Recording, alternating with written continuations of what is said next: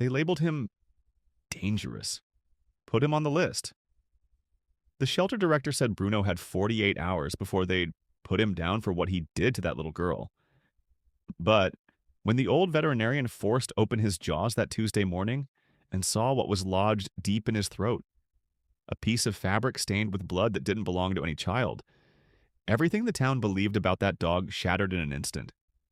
What came next would expose a crime no one saw coming, destroy a family's reputation, and prove that sometimes the most vicious attacks come from those we trust most. And here's the thing. I need you to do something before we go further.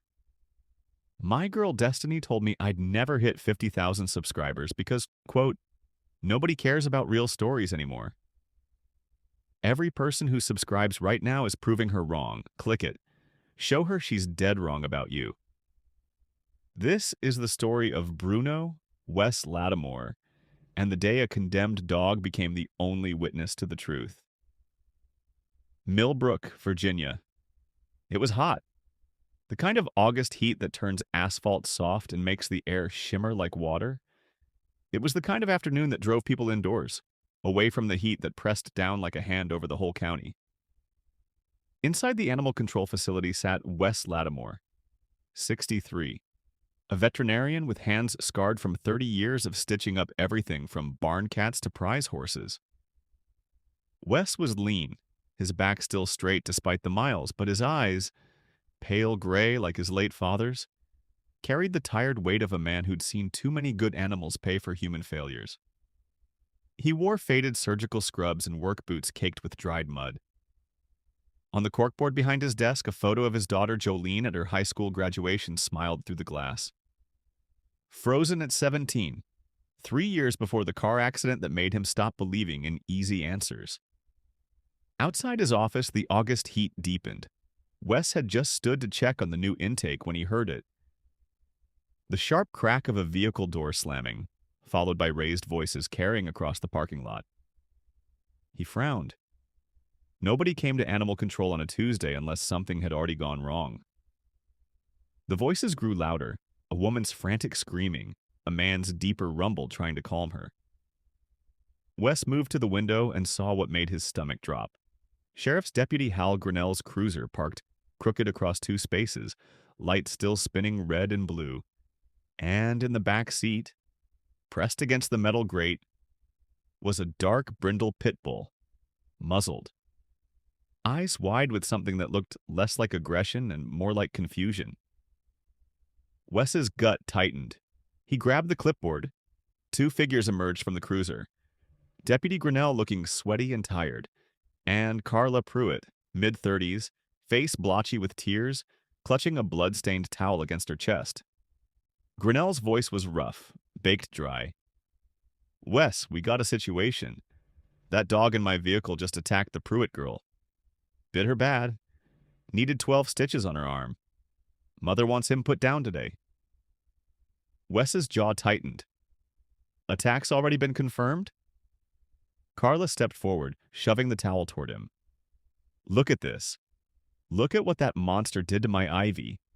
She's 7 years old and that animal tried to rip her apart." Wes took the towel carefully. It was smeared with blood, fresh, bright red. But something about it didn't sit right. The pattern was wrong, too linear, too clean for a mauling. "Where's the girl now?" he asked.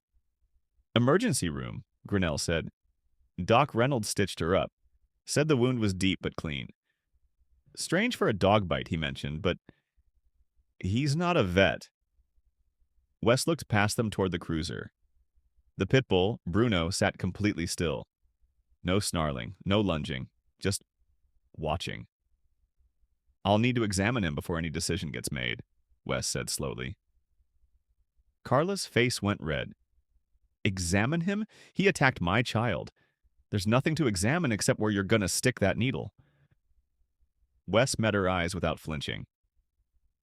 "Ma'am, protocol requires a full assessment. Virginia state law. If he's aggressive, we'll see it. If he's injured, we need to document that too." Grinnell shifted his weight. "Wes, this is pretty cut and dried. We got a victim. We got a witness." "Who's the witness?" Carla stepped closer. I saw the whole thing. That dog went after Ivy the second she got near him, unprovoked. Wes glanced down at the intake form. Owner, Terrence Pruitt.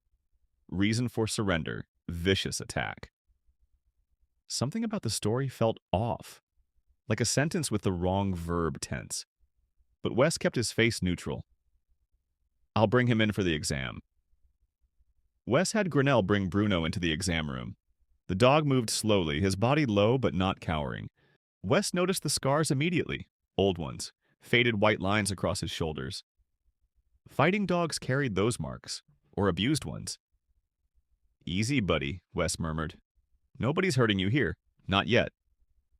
Bruno's ears flicked forward. His tail gave one tentative wag. Wes knelt slowly, letting the dog smell his hand through the muzzle. No growling, just a wet nose pressing against Wes's palm, and a desperate, almost human look in those dark eyes. You didn't attack that girl, did you? Wes said quietly. He carefully unbuckled the muzzle. Bruno's mouth opened, and immediately Wes saw it. The dog was drooling excessively. His breathing was labored. Something stuck, Wes muttered. He reached for his penlight and pried Bruno's jaws wider. The dog didn't resist. He leaned in, as if he'd been waiting for someone to finally look. There, wedged deep in the back of Bruno's throat, was a wad of fabric. Blue denim. Stained dark with blood. Wes's heart kicked hard against his ribs. He grabbed his forceps and pulled. The fabric came free with a wet, horrible sound. Bruno coughed, gasped, then breathed normally for the first time in hours. Wes stared at the piece of cloth, and the blood. There was too much of it. He turned it over under the exam light. On one corner, barely visible, was a white embroidered logo, a small cartoon bear holding a balloon, the kind you'd find on children's clothing. Wes's stomach went cold. This wasn't from Bruno attacking. This was from Bruno trying to stop something. Wes immediately called Grinnell back into the room. You need to see this. The deputy's expression shifted to confusion. That was in his throat? Lodged deep. He's been choking on it for hours. Hal, this isn't something a dog picks up while biting. This is something he ripped off someone. Or something, while defending himself. Grinnell leaned closer. That looks like kids' clothing. It is. But here's the thing. If Bruno bit the Pruitt girl on the arm, why would he have a piece of her pants stuck in his throat? And why is there this much blood on fabric that's been internal for hours? The deputy's face went carefully blank. You saying the mother lied? I'm saying the evidence doesn't match the story. And before you put down an animal based on testimony alone, we better make damn sure we're killing the right creature. Grinnell pulled out his radio to check with the ER doctor. Wes bagged the evidence carefully. 30 years in veterinary medicine had taught him one fundamental truth. Animals didn't lie. They couldn't. When a dog's body told one story and a human's mouth told another, Wes knew which one to believe. While Grinnell made his calls, Wes checked Bruno for defensive wounds. He found them. Fresh scratches along the ribs, a bruised shoulder, and a partially healed cigarette burn on his right ear. This dog had been hurt. Recently, repeatedly. 20 minutes later, Grinnell returned. His face was grim. Doc Reynolds says the girl was wearing a yellow sundress when she came in. No denim, no torn clothing at all. And he said something else. The wound pattern on her arm was consistent with the blade. Not teeth. Smooth edges. The room went very quiet. So what are we looking at? Wes asked, though he already knew. We're looking at a staged attack. Someone cut that girl and blamed the dog. Question is who and why? Suddenly, Grinnell's radio crackled. A dispatcher's voice cut through. Unit 12, we've got a 1057 at the Pruitt residence. Neighbor reports hearing a child screaming, requesting immediate response. Both men's eyes met. Wes was already moving toward the door. I'm coming with you. Wes, this is police business. That dog is my business. And if someone's hurting that little girl to cover up what really happened, Bruno's the only witness we've got. The Pruitt house sat at the end of a gravel driveway, a sagging double wide with peeling siding. Paramedics were already loading a gurney. On it, wrapped in blankets and crying, was Ivy Pruitt. Standing in the doorway, visibly drunk. Swaying was Terrence Pruitt. Mid-40s, beer gut straining against a stained undershirt. "What the hell is that?" he slurred. "Y'all got no right." "Mr. Pruitt," Grinnell said, "we need to ask you some questions." "Already told you, that damn dog attacked her." One of the paramedics turned to Grinnell. "Deputy, the girl's got fresh lacerations on both arms. Different stages of healing, some are days old. These aren't from a dog." Ivy was sobbing into the blanket. "Daddy gets mad when I'm loud. Bruno tried to stop him. Bruno's a good boy." The world seemed to tilt sideways. Wes stepped forward, his voice hard as iron. "Terrence Pruitt, that dog didn't attack your daughter. Your daughter's been covering for you. And when Bruno tried to protect her 2 days ago, you cut her yourself. You blamed the dog to get rid of the only thing in this house that gave a damn about her safety." Terrence's face went purple. "You calling me a liar, old man?" "I'm calling you what you are. The fabric in Bruno's throat came from Ivy's clothing, the pants she was wearing when you hurt her. The dog grabbed onto you, or her clothing, trying to stop you." Grinnell's hand moved to his cuffs. "Terrence Pruitt, you're under arrest." As the deputy read him his rights, Carla Pruitt emerged from the house. "You don't understand. He's her father." "No," Wes cut her off, his voice colder than she'd ever heard. "He has no right, and you stood by and let it happen. Worse, you helped him frame an innocent animal?" "Okay, real talk. I need you to help me out here.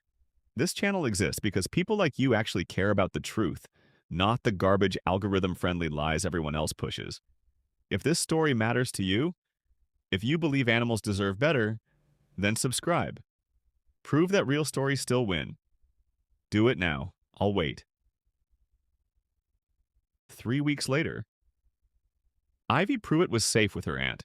Terrence was in jail, and Wes stood in the yard behind the shelter watching Bruno, legally renamed Justice, sprint across the field.